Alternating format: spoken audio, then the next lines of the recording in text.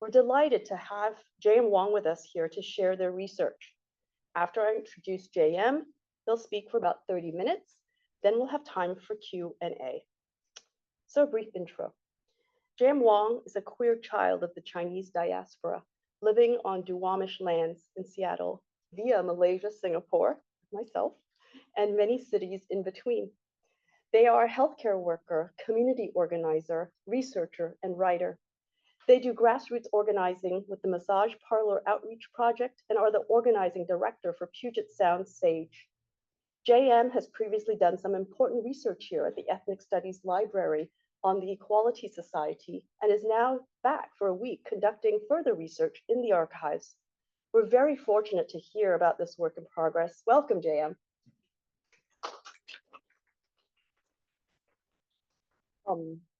So please.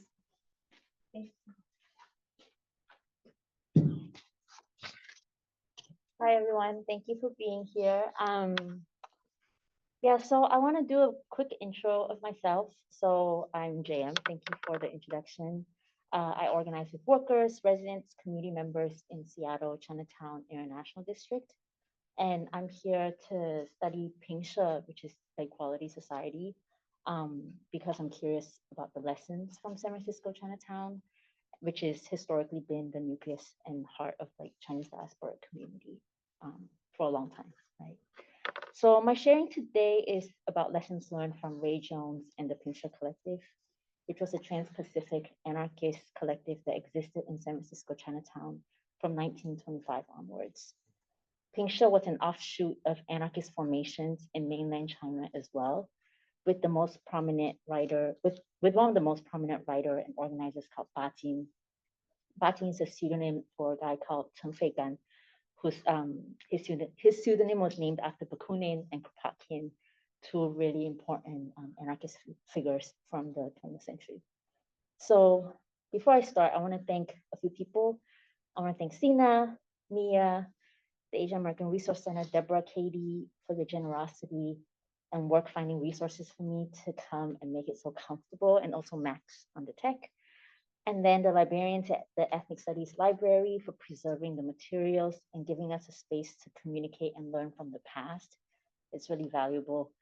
It gave us the opportunity to see ourselves as part of a lineage of everyday people with aspirations and dignity. And then to the everyday people who are often seen as hoarders, who keep every little thing for posterity because they think it will be useful for someone somewhere down the road. And we have no words for everyday people, working class people who preserve and collect things, except that they are hoarders, until someday they bring it to museums for it to be labeled as archives.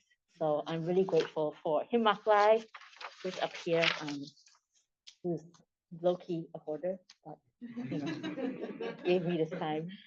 So yeah, I thank the hoarders who made it possible for me to see how our ancestors lived their lives and channeled their longings for home, community, lineage, history into their everyday political actions, into their community gatherings, their parties, gatherings in the park. The late Him Mak Lai made this possible. He's an exemplary archivist and a fixture in the San Francisco Chinatown community. So thank you.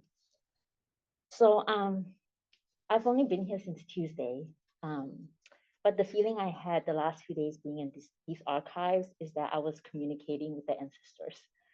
And ironically, Ray Jones, whom I'll talk about in a bit, being the atheist that he is, might just yell at me for being so woo-woo about him. But yeah, San Francisco is a special and important place in Chinese American history, and also in Trans-Pacific Chinese history, being the first place where so many of our ancestors arrived at.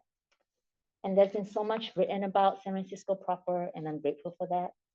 But what made this trip special for me is that I was specifically communicating with the ancestors with whom I share political lineage with. A politics that's often sidelined, forgotten, ridiculed, and gaslit. What we broadly call anarchism, or an anti-statist, internationalist, working class, left-wing libertarian vision of the world. I didn't want this trip simply for nostalgia or for research, but also to think about what Ray Jones or the anarchist elders would have wanted us to do. It's not to lock them in the past, but to think of how we can apply their lessons and their experiences to the contemporary moment. And I'm still thinking through how to do that. But it's a wonderful feeling to pore over the archives of these Chinatown anarchists and to read the debates around anarchist and Marxist theory. They're written in Chinese characters that are sometimes traditional and spoken. You know, there's the Wenyan, which is the ancient language, and then there's Baihua, which is the post-revolutionary language. And that itself, the mix of these different styles of writing is itself a testament to the tumultuous time and period of Chinese history in which they existed. And so to be able to touch and see the letters written by workers to one another from the 1920s, that's just amazing. I came here for this to see what new insights these ancestors and these archives may convey in this moment in my life, and also in this moment in the world. And more specifically, what lessons we can take for doing Trans-Pacific organizing today. So I wanna, how do I move? Okay. Yeah, so I wanna start a little bit with how I arrived at these archives. So in 2006, I was an ethnic studies major, senior, and a young organizer, and delving into different political traditions. I come from Singapore, Malaysia, where it's pretty authoritarian.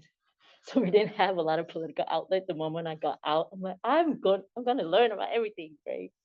So I came to search for like a political home. And I came across this really short paragraph on the anarchismo bulletin. If you're anarchist in the 90s, you've probably seen this website a lot. And it was from an organizer called Joseph Spivak. And I have the quote. So he starts talking about like, it's just, you know, a very short paragraph that that these members of a Chinese group in San Francisco in the 1920s that have the same enthusiasm as the early revolutionaries in Russia. Like that really got my attention. And then this is the paragraph where he talks about this guy called Comrade Red Jones. He lives in an old-fashioned building in Chinatown and is really poor, has a lot of books, has Kropotkin, Bakunin, Berkeley, Malatesta. And then, yeah. And one key thing he said is, we do not want to make the same mistake as the anarchists made in Russia. And by that, I believe he's referring to the Kronstadt Rebellion, where a lot of anarchists were killed by the Bolsheviks. And so, yeah. So I went down this rabbit hole, so to speak, and I was really lucky to be able to apply for a grant through the department at Brown. And I found my way to Berkeley and crashed at my friend's house for 2 weeks, outstayed my welcome, and then found these archives. And it's a particular feeling to know that your people have a tradition, and not solely in an ethnic identitarian kind of way, but more specifically that the questions you grapple with and are trying to answer from different lineages and social conditions that may seem contradictory and irreconcilable have actually been struggled with before, and that you aren't the only one stuck with them. And anarchism is often coded white, European, and other to us. And to believe in those principles is often seen as a betrayal to your own kind. And to struggle with the questions of Chinese history, traditions, and societies, and to see that 100 years ago, someone else struggled with these same questions and was drawing from these same traditions.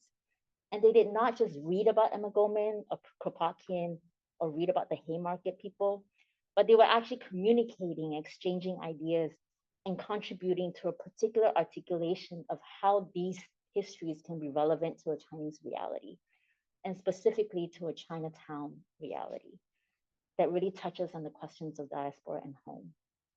And I can't even begin to tell you how incredibly powerful that was to feel like I was seen in that way. And so my longing for a political lineage, for an anti-statist, left-wing, libertarian version of politics led me here. And I wrote a piece called Retrieving an Asian American Anarchist Tradition. Oh yeah, this is the piece. And I'm grateful to have found that so early on in my own political life, because Ray Jones and all these archives has given me a sense of grounding. It did not save me from the mistakes I had to live through on my own, but it gave me a sense of history that I was a part of. So 20 years later, I see that so many people have drawn from these archives too, and brought Ray Jones and Pingshe to life. And some of them are here. Seeing you here, I don't know if Morgan's here, but thank you for nerding out on these archives too. So we have Morgan Rox's dissertation, and I recommend everyone go look at it if you are into this. You can find it online. And then William Liao and Daniel Singh have been part of putting together these articles, about Pingshe. So there's been a whole crew of people who have been growing and seriously studying this history and lessons for today. So, and then of course, the late Himak Lai. This is a really important, it's a short interview that he did with Ray Jones in 1973. By that time, Ray Jones was probably pretty damn old. But yeah, it's one of the few records we have of Ray Jones actually talking about himself and not only, sharing about the work. So yeah.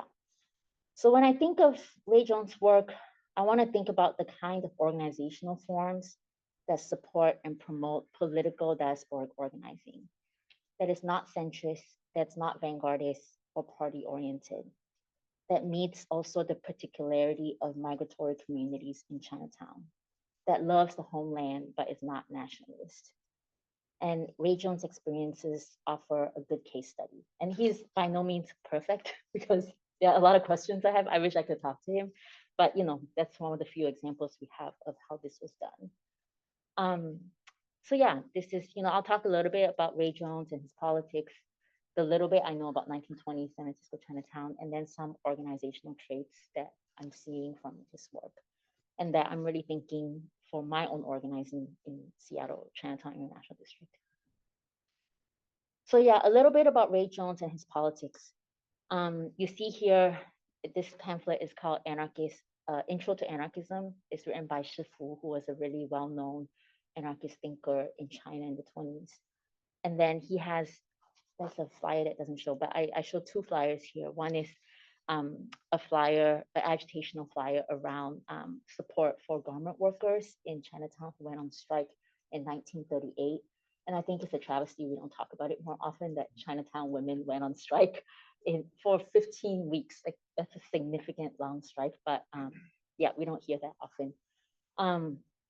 But yeah, so Ray Jones, oh yeah, and then the other one, the one on top is a piece, I'll talk about it more later, that kind of distinct, according to Ray Jones and the Pingshe Collective, kind of the distinction between common or Marxism, by which he means state communism is what he means, and anarchism.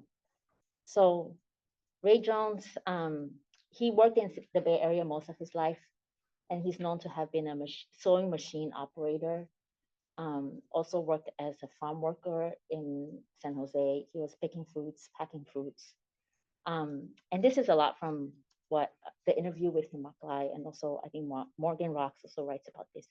His average daily wage was $1.25, and he definitely worked. He was poor. He worked till he was really old.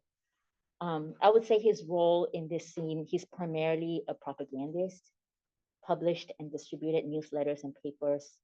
He wrote flyers to support causes, whether it was solidarity with striking workers. The hand laundry workers also went on strike for a long time in Chinatown, and then, the garment workers. But, one thing that we know is that he was beaten up for not contributing to the World Fund in the First World War, and instead contributing to the anti-fascists in the Spanish Civil War. That wasn't nationalist enough, so he got beaten up. But he was poor, but he donated a lot of time and money towards these various causes. So I have these two flyers that kind of exemplify his politics, or maybe the politics of Pingshe proper. So yeah, you have this one, which I think is interesting. This is like a kind of summary of what this flyer is, where he talks about the differences of Pingshe as a collective. I kind of conflate the both of them, but it's the title is The Differences Between Anarchism and Marxism. And it's weird to be reading this like 100 years later, because you're like, oh, wait. And when he wrote this in the 1920s, this was right when the CCP, the Chinese Communist Party, was forming, pre-World War II, like a lot of pre's, right? Like 1949. And yeah, it's interesting to evaluate, these writings from today's perspective. But he argues that anarchism is everyday people's politics, different from Marxism, which is a form of party politics. And again, he uses Marxism, but really he means like party politics, right? And then he talks about Marxism being wanting to replace power hegemony of the bourgeoisie. That's the primary purpose, and wanting to take it over with its own party and the dictatorship of the proletariat, as opposed to anarchism that opposes all power and monopoly and dominance of the few over the majority, and really pushing back against like the vanguard party notion. Um, and just like the emphasis around self-governance versus the party being the voice of the working class or the proletariat. And he distinguishes between the commune versus collectivization by the state, which he argues becomes a form of state capitalism when the state is like, yeah, the distinction between a commune where everyone makes decisions about how land is distributed, etc., as opposed to the party making those decisions. And I think this part is important. He says, he emphasizes like social relations, that anarchism really tries to push back against the way social relations are navigated in society. And, and some of this is pretty polemical. Like, he's like, oh, Marxism doesn't do that. I mean, I'll argue sometimes Marxism does that. And then, but I think the most important thing is, he says with anarchism, everything for everyone, and from each according to ability to each according to need, which I think then gets there's a stage theory, right, in Marxism, or at least in Marxist-Leninism, that has a lot of transitional phases before we arrive at this vision of communism. So he writes this polemic in the 1920s, and this is very much because the Bolsheviks just won. The Russian Revolution just happened in 1917. The Comintern was just started, and which means like all these the Bolsheviks, they would send out people to China to try and foster the Chinese Communist Party's starting up. And so this was I would say, the polemical battleground between, between anarchists and Marxists. And so, yeah, there was a lot of that propaganda, I would say, also in China, but definitely also in Chinatown. And I feel like this is important because oftentimes when we think of Chinatown politics, we think of the KMT, which is the Kuomintang, which is, kind of, it's so complicated, but there's just not articulation of from below anti-statist kind of politics that's narrated because they got defeated. And so we forget that there actually was a battle at some moment in time, and that the battle for ideas and allegiance was actually an important part of organizing.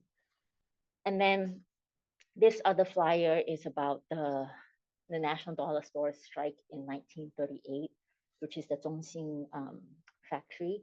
And we talked.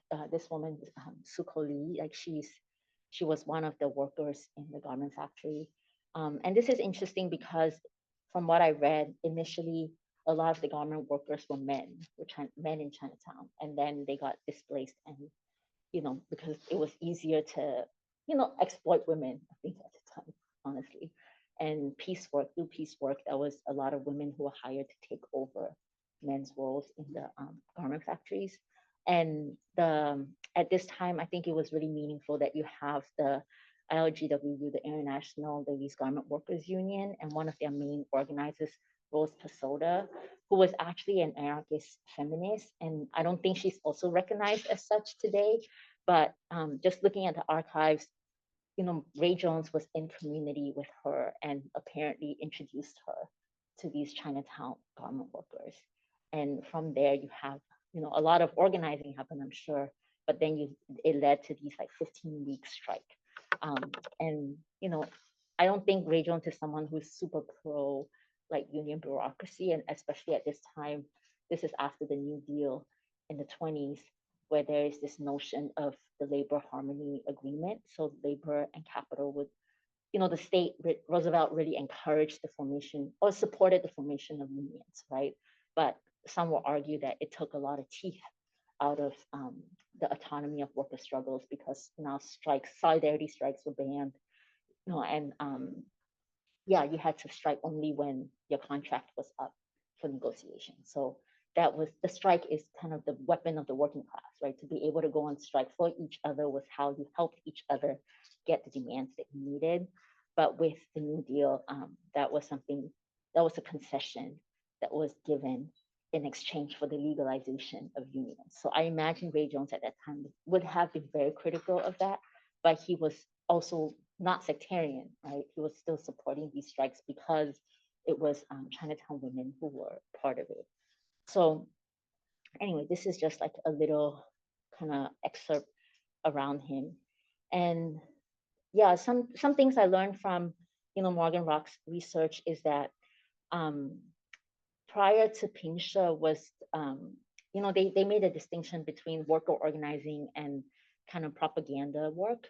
And with the worker organizing that took place primarily through this organ called the Chinese Unionist Guild, the 美洲公益同盟总会, and that was in 1919. And then Ray Jones was part of the executive committee of this Chinese Unionist Guild. It was from the May 1919, which is actually also a very important time period for Chinese history.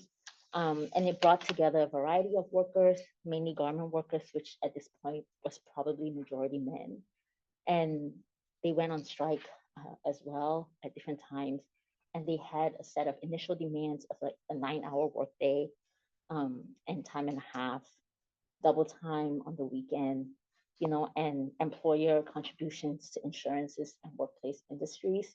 And these things sound so basic, right? Like now, now for people who are in formal jobs, they're basic, but actually, I organize with massage workers. A lot of massage workers don't have this too. But apparently at that time, not surprisingly, a lot of Chinatown workers didn't have that too. So he was part of the organizing that kind of standardized or like normalized these working conditions. But so yeah, and then that kind of died down, and then Pingshe came as a political propaganda organ in 1925. So yeah, so I just want to, in thinking about lessons learned, I mean, these are like preliminary kind of observations. But yeah, I think it's important also to situate it in the time and place of San Francisco and what was happening in San Francisco at the time. And I feel like a lot of people here probably know more than me, the history of San Francisco at this time. But some characteristics are, you have the Chinese Exclusion Act that was, it was like what the fourth decade of the Chinese Exclusion Act was passed in 1882. This is 1920, so it's like 40 years into that. You have Sun Yat-sen, the Xinhai Revolution, the Republic of, China was just recently established like 10 years ago, right, in 1911. So the monarchy, the emperor was overthrown. And there is this notion of wanting to pursue democracy, wanting to pursue science, really looking back and like, I mean, it's just a powerful, interesting time in Chinese history of like looking back at tradition and like, oh no, China has been so like semi-colonized. It's time for us to move away from the traditions that hold us back and move towards modernity. At this time, you just have a lot of modern ideas coming into China and influencing, Chinese intellectuals. And yeah, and so that's, I think, a powerful, really like vibrant political moment. And then I'm from Seattle, that around the late 1800s was the time of the anti-Chinese riots in a lot of cities in the Pacific Northwest, in Tacoma and Seattle. And I imagine, where would the Chinese people go? They would go to San Francisco, where there is this sense of like, oh, there's more stability, there's a bigger Chinese community. So I think you have a lot of influx of different Chinese folks, coming through from other cities.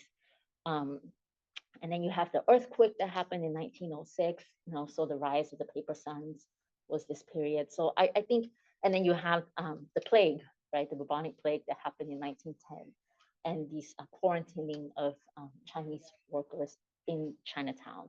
And again, I mean, we see that today too, of like, associating or racializing disease with Chinese people. And so I think this is like the backdrop of China at the time.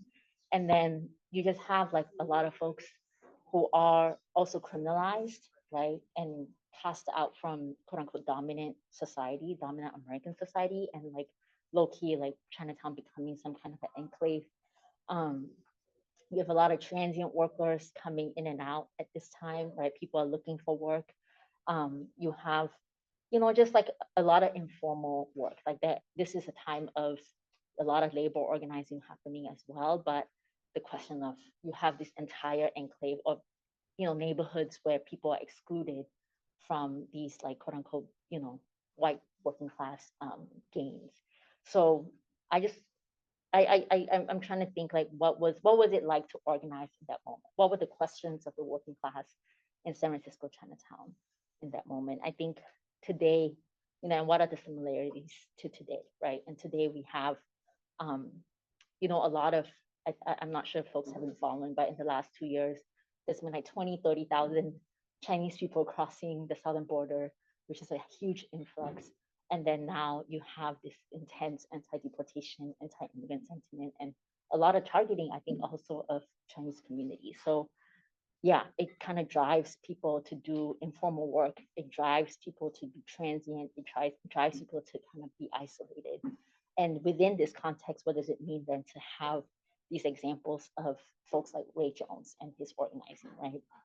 So yeah, these are some kind of things that I am just like really playing with to kind of understand of, what is the theory of organization that comes out from a Chinatown, diasporic Chinatown kind of reality and sensibility, right? I think you have, the decentralized but organized. They're not just spontaneous. There's a lot of organization. They're sending, and partly why I emphasize spontaneity is there's often this assumption that anarchism is all about spontaneity and there's no structure and organization. But when you read these archives, these dudes were working hella hard and like had a lot of accountability towards each other. They were writing between Shanghai, between France, with Europe, like with Japan, like all across, and like maintaining correspondence. And there's actually a really moving letter in these archives where you have a Cuban Chinese worker who is writing to Ray Jones in 1929. And it's like, it's so moving because he's like, dude, I am really trying my best to organize, but I'm so dumb. I haven't worked hard. I'm so tired. I'm being fired by my boss for distributing flyers. I need help. I need support. And then, I mean, we don't see what Ray Jones writes back to him, but, I mean, this role, what is the role that Ray Jones is playing within this diasporic, like, radical world where these workers, these coolie workers are writing to him and being like, give me some sense of hope and motivation, right? So anyway, it is decentralized. There's no one specific organization that is pushing out all the ideology, but, or that there is kind of autonomy, it sounds like, in different, amongst these nodes of organizing, but they are still organized, right? They're still structured with the decentralization. And then you also see like they were low-key kind of scrappy. Like there's a lot of like, things that start and then that disappear. Like there are periodicals that just run for like, two series or two publications, and then they're gone. And then, some that run for 7 publications and they're gone, right? So there's like this sense of, and I feel like this is real, like that's my life. Like there's a lot of trial and error of like, okay, let's try this, let's see if it works. And if it doesn't, let's try something else. And I feel like that's sometimes just not in dominant, like, a lot of ways that people talk about politics. It doesn't really, like, you don't have the flavor of like what kind of, what leads up to that, right? And then, so yeah, and at the same time, like I write multitude in there because these guys were poor. Like this dude was poor, like, and there is some a piece where they talk about how they made a $35 donation, and there's no way this dude had $35. So it's a lot of working class people just throwing their money in to make donations to publish newsletters.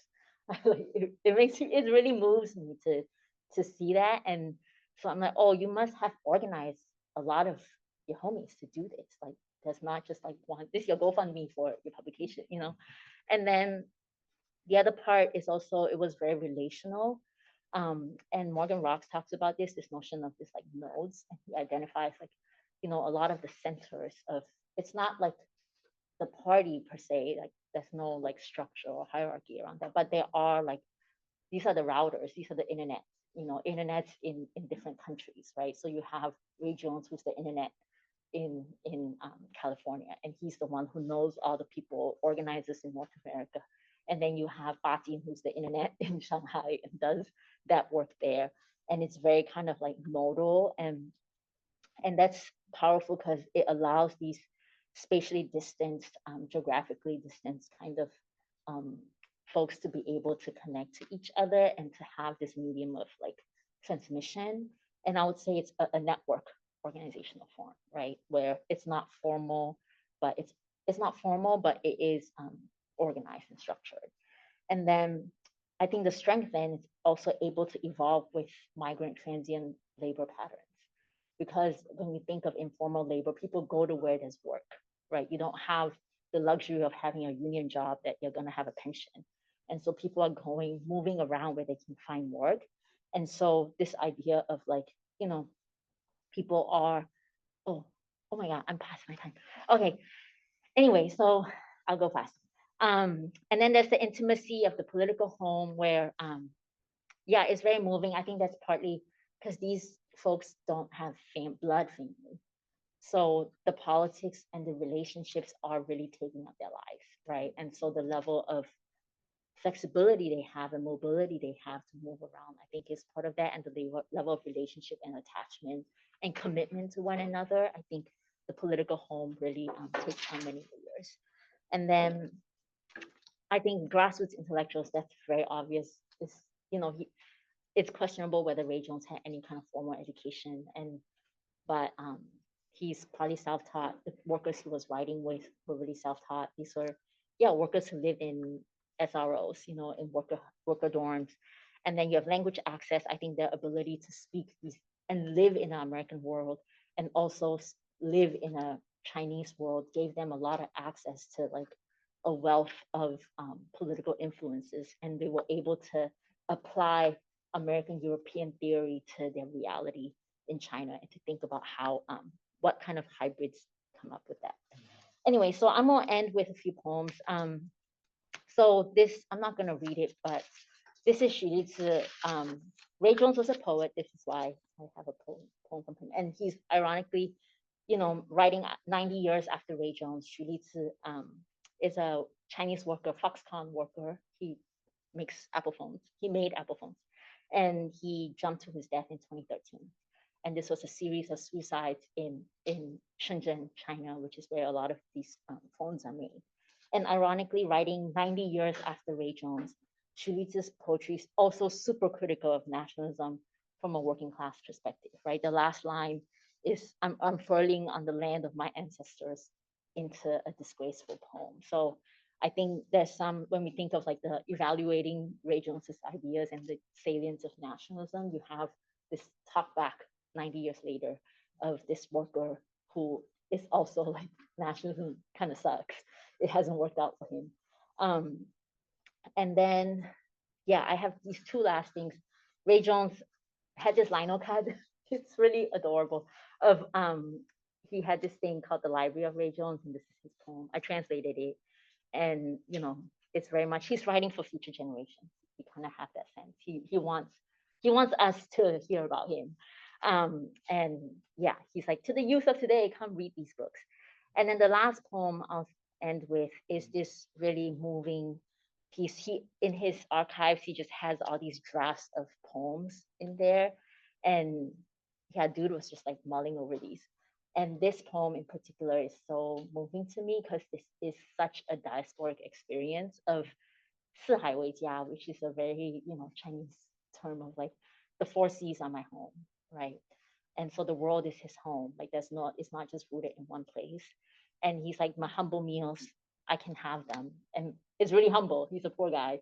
And he's emo too. He's like, there exist many sentimental souls, and he's like, I wish my homeland well. I wish smooth, prosperity and longevity to my homeland. And I do think there's something around this of like, how can you love your homeland outside of nationalism. Like nationalism isn't the only articulation of attachment and longing for the homeland. Like there's other ways that the diaspora can articulate its longing and desire for home and to find new homes. So, okay, I'll end there. Thank you, everyone.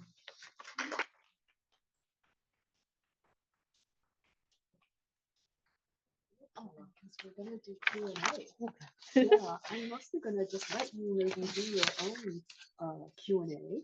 It doesn't make sense for me to call on people, but I wanted to actually note, like, I love that line, "The world is my home," and it was making me think about this connection between anarchism and poetry, because when we think of novels, the modern novel is about being homeless in the world, and yet anarchism expresses this kind of ethos that's this sort of poetic internationalism, right? So I love that. But you know, while you all are ruminating on your questions, which I'm sure you have many, there were a couple that came in from the Zoom audience that I thought I might as well share now while I'm up here, and you can be thinking about your questions. So one question is, how did Pingshe respond to the establishment of the PRC as well as to the Cultural Revolution? Should I give you the other one now? The other one, also very interesting. What resources do you recommend to learn more about the history of radical organizing in San Francisco or any other Chinatown? Okay. Different. Yeah, thank you.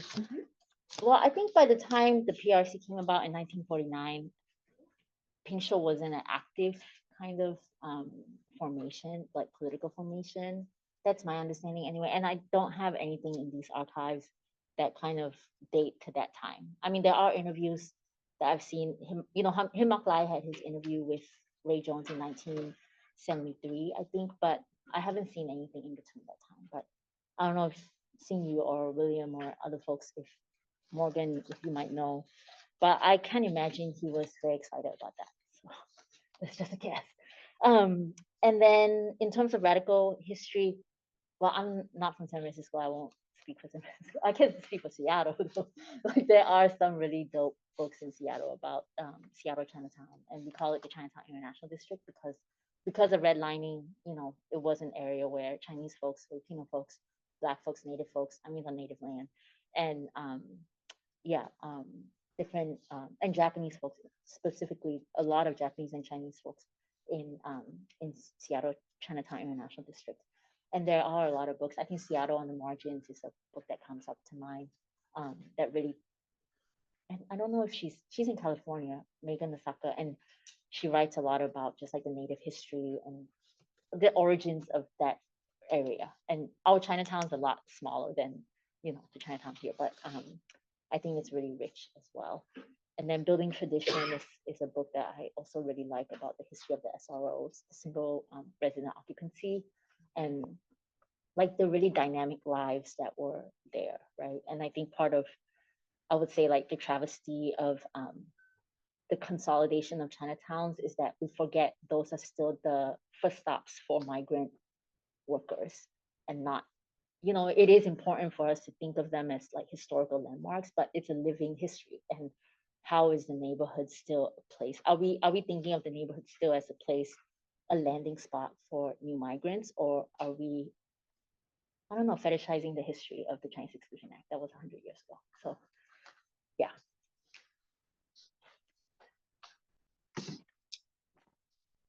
Please ask questions. We have about 10 minutes. Okay. Yes. Yeah, thanks again, JM, for the great research and presentation. I guess my question has to do with just contemporary like Chinese American activism.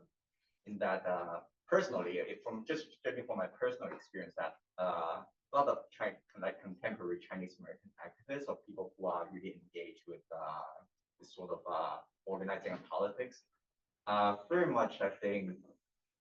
This community is very much dominated by a certain kind of like Marxist vanguardist political tradition. That's kind of the politics that like people study today when they talk about Chinese American activism. They look back to the 1970s Rainbow Coalition and the ethnic studies strikes and so on. And so I guess my question is like, what what possibilities, Jan, do you see in sort of like reintroducing anarchism into sort of contemporary like Chinese American activism, and and how to sort of coexist and also to negotiate with again like this sort of a very much like what everybody remembers to be like this whole 1970s like Marxist vanguardist tradition as being the dominant form like inspiration for Chinese American activism today. Oh, I've been told, I've been told I'm supposed to repeat the question so the Zoom audience can hear. So pardon me if I don't get it right, but I think the gist of the question was, given that a lot of the dominant historiography on the Asian American movement acknowledges, and this is true, that there was a lot of Marxist-Leninism and vanguardism in the movement period of the 60s and 70s. What are the stakes of introducing anarchism into the history of Asian American political recovery now? Well, that's a deep question, but that's huge. Yeah, I think we definitely need more, I don't know, variety rather than, I think, well, there's so much to say. There's so much to say. I have to figure out my thoughts. But yeah, I think especially, and again, I think central to Ray Jones's research is nationalism isn't the only like pathway, right? And like an internationalist kind of alliance isn't predicated solely on like quote unquote national liberation, right? It doesn't help that you have white supremacy and US imperialism that targets nations, right? And so, it's I don't know, it's a big, it makes sense that you have people who are nationalists. It makes sense that communism in the third world was articulated as, anti-colonial like nationalism, right? But I think that's the question we all struggle with now of like, what happens when now you have a nationalist bourgeoisie, right? What happens when now the state is nationalist? What happens, and we see that all across, I would say what I'm familiar with all across Asia, right? That's the example. And I do feel like sometimes a particular ideology needs to answer the questions of its time for it to be really taken up, right? And I do feel like the current moment feels relevant and ripe for a lot of, there's just so much stuff around class like you just can't ignore, and so much, there's such a multipolar imperialism that's happening now. It's not obviously just US imperialism, and like having just like a post-colonial discourse of nation states is not sufficient. And so I do feel like, and then there's the reality that people experience anarchism as a very white ideology, even though it's not. Like I often get annoyed by that because I'm like, there's so many, anarchists of color and revolutionaries, and because we think white people are so great, we don't think, we kind of minimize that these other folks existed and contributed to the canon. So I do feel like now is a good, important time to like lift up non-statist, anti-statist kind of examples of organizing. And I also think his first pamphlet was really relevant of like anarchism. And I'm not big on the capital A or capital M, like I'm just not really big on that. I'm like, what is the relevance for today, But I do think there's something to be said for what he wrote of like the power of mutual aid, right? We can have all our critiques of mutual aid, but everyone's talking mutual aid these days, right? And like, it is a form of organization that involves a lot of people and engages a lot of people. But I think the question is, how do we stop it from being service oriented? How do we have a sense of politics around that? I do think that's some of the questions I grapple with anyway. Yeah. Yeah, I'm super interested in what you were saying about anarcho-feminists being interested in the general strike. And so the two questions are, what's going on with anarcho-feminism with like bachelor society or non-kinship relation? One kind of strain of anarcho-feminist thought like Emma Goldman, free love, ideal varietism, those kinds of things that get taken up as like lifestyle anarchism or individualist anarchism and sidelined because of that later on in the 60s and 70s. And then the other is bound up with the general strike and the question of tactics or intra-anarchist, like between anarchist disputes over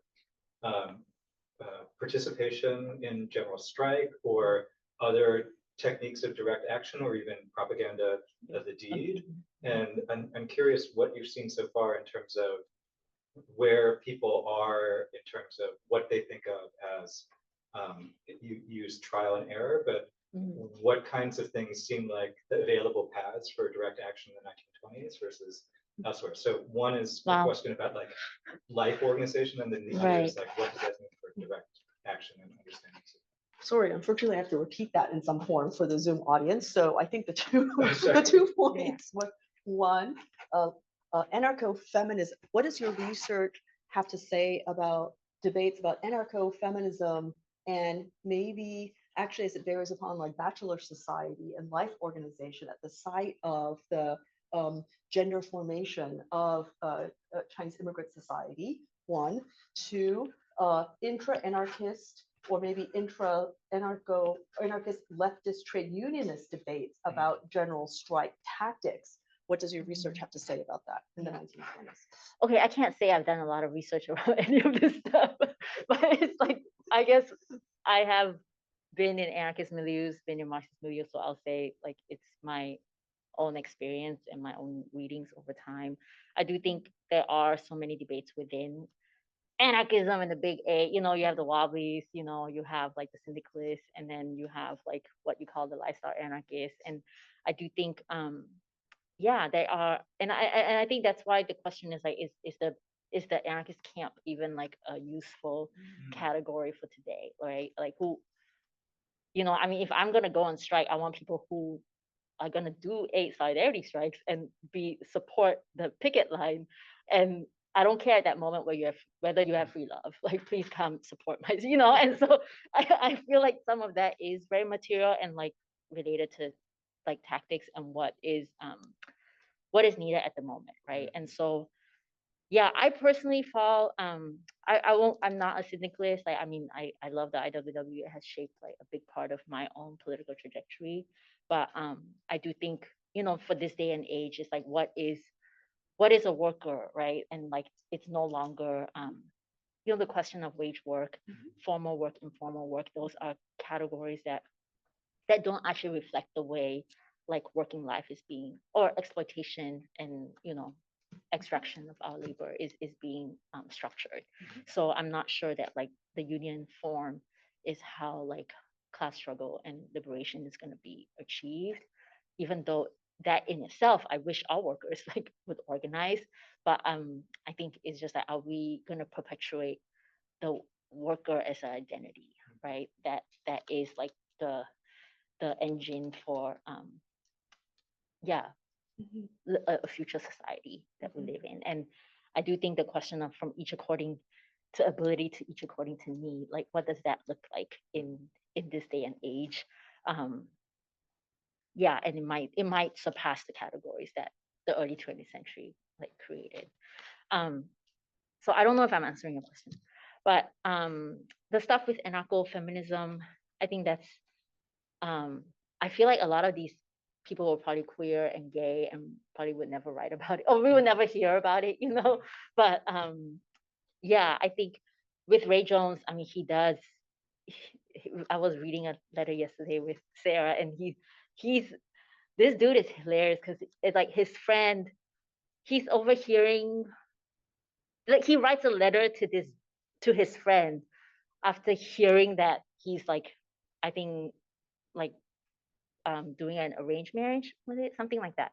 Like it was none of his business. And like he writes this long ass treatise that's like, you guys, free love, marriage is, you know, crap. And people, no one asked you, you know, like no one asked you. And he's like writing this whole big thing. So, you know, for Ray Jones himself, I think that is, I don't know, there's something that's very different about a Chinatown worker calling for free love and dissolving of the disillusion with the family versus like wealthy bougie people saying free love, right? And there's something that's in there when someone like him is like, yeah, politics is my home. Like whether you rock with me in this future vision of the world, and whether you throw down your 2 cents with me to make $35, that is his intimacy, right? That is his language of intimacy. I feel like that's something where that distinction of, you know, free love as like a lifestyle thing versus class struggle with a capital C, where those categories just kind of aren't like, yeah, they're not separate when it comes to someone, his reality, where commitment to political struggle is an expression of your ability to love freely, right? And materially.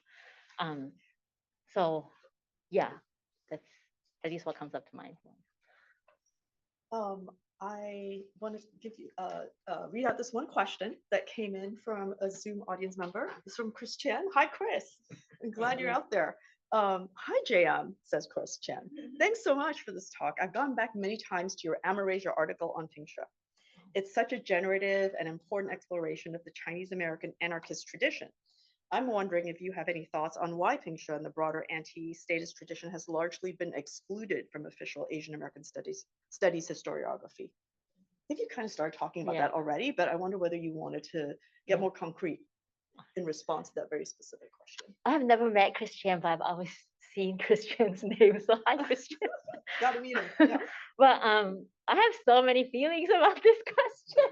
So we'll keep it like yeah, I think it's just not like the domination of, you know, certain ideas around nationalism, around post-colonial kind of statism, I think has erased this legacy and history, and which is why, like, as scrappy as our research is, it feels like I needed this. I needed to know our ancestors thought about this, and that they were defeated, which doesn't mean they didn't fight, right?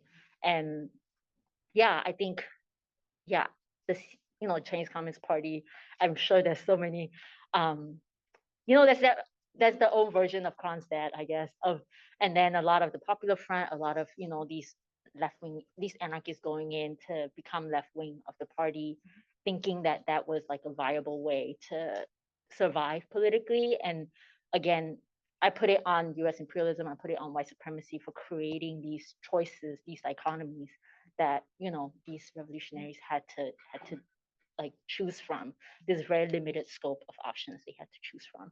And so, yeah, I think they were defeated. I think that's it. And, you know, which doesn't mean they didn't exist, which doesn't mean that anarchism, and I think Arif Derlich talks about this, you know, in Anarchism in the Chinese Revolution, of just like how, yeah, of just how like when they're not, it's so easy to see Chinese anarchism as just a reproduction of European ideology without like looking at, you know, what else was happening, you know. And I haven't done this research, but I think with Taoism, with Tai Chi, we were talking about Tai Chi, with Shifu, like, you know, a lot of these guys, it's there in the tradition, right? And like, how do we like think of that also as a modern ideology and not this like 5,000 years of Chinese civilization, you know, like, which is what often is used by or just like this kind of backdating it to be a nostalgia, right? A religious nostalgia, rather than like an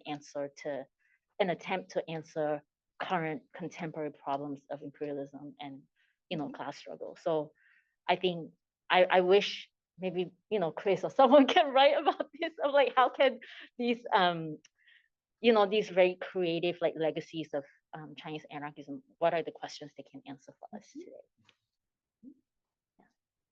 I think we have to close up.